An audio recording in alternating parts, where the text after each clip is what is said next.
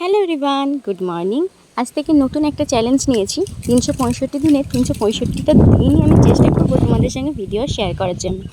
তো আজকে বাবুকে নিয়ে আধার কার্ড করাতে যাব, সেই জন্য সমস্ত কাজ সকালবেলায় খুব তাড়াতাড়ি করে নিয়েছি।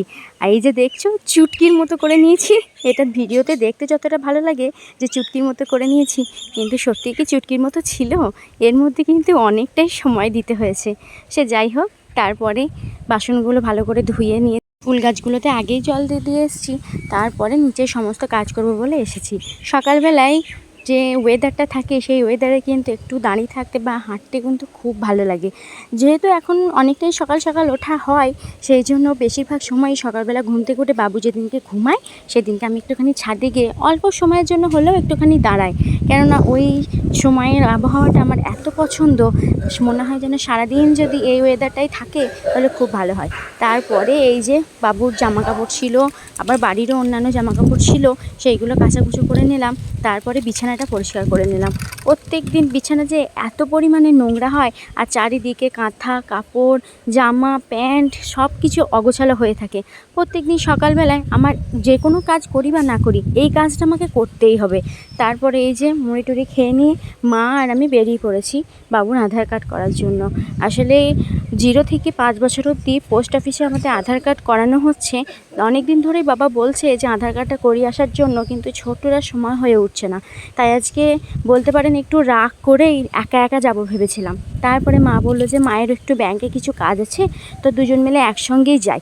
তো দুজনে মিলে একসঙ্গে যেতে গিয়ে এইদিকে অনেকটাই দেরি হয়ে গিয়েছিল, প্রায় 1টা মতো টাইমে এসেছিলাম। তখন আর তাড়াতাড়ি করে কী রান্না করব, সবজি মাবজি, সেই জন্য ভাবলাম যে ফ্রিজে একটু মাংস আছে, মাংসটাই রান্না করা যাক। এইদিকে তো ভাত খাওয়ার আগে বাবুকে একটু বসিয়ে দিয়েছিলাম, এসে মা ওকে স্নান করে দিয়েছিল। আসলে মা ওখান থেকে এসে স্নান করেছে, আর আমি আগেই স্নান করে গিয়েছিলাম, তাই জামা কাপড়গুলো কেচে দিয়েছিল মা, আর আমি ওইদিকে রান্নাটা বসিয়ে দিয়েছিলাম। এত তাড়াতাড়ি ছিলাম তখন যে কোনো ভিডিও ক্লিপ নিতে পারিনি, তো সেই জন্য তোমাদের সঙ্গে শেয়ারও করতে পারিনি। বাবু এদিকে খেলা করছে, আর আমি ওইদিকে একবার করে রান্না করছি, আর একবার করে বাবুকে দেখতে আসছি। এখনও বাবু মোটামুটি বেশ ভালো বসতে শেখেনি, সেই জন্য মাঝে মাঝেই না ও একটু উল্টে যায়। অনেকটা বেশ হাসিই লাগে দেখতে, যে মাঝে মাঝে বসে থাকতে থাকতে বাবু উল্টে যাচ্ছে। কি আর করার, এরকমভাবে বসে থাকতে থাকতেই হয়তো বাবু ভালোভাবেই বসতে শিখে যাবে। সেই দিনকার অপেক্ষাটাই আছি। অনেকটাই তো অ্যাক্টিভ হয়েছে ও, প্রথম থেকেই ও প্রচণ্ড অ্যাক্টিভ। অন্যান্য বাচ্চাদের তুলনায় এর মনে হয় একটু বেশি অ্যাক্টিভ থাকে।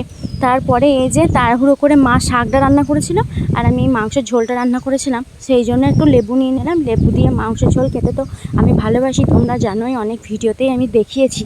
তো এতটাই গরম ছিল, মানে আমাদের মাংসের ঝোলটাও তো হতে টাইম লাগবে, হতে 2:30 বেজে গিয়েছিল। 2:30টার পর আমি ভাবলাম যে আর দেরি করা যাবে না, এবার